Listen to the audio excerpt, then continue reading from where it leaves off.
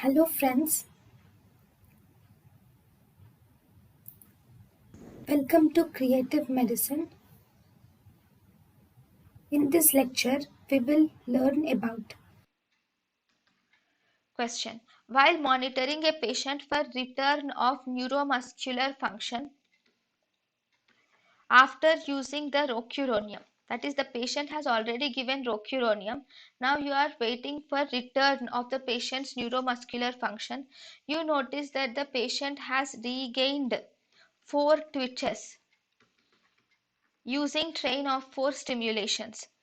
While with 4 twitches on train of 4 stimulation, the patient may still have blockade of acetylcholine receptors up to what percentage?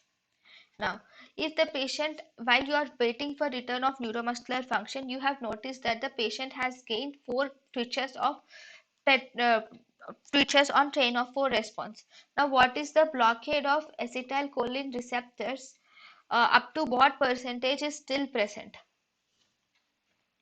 Now, at the point the fourth twitch reappears, still there is 75 to 80% of acetylcholine receptors are still blocked.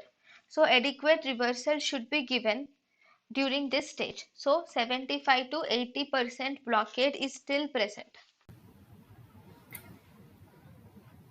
thank you and thank you for watching.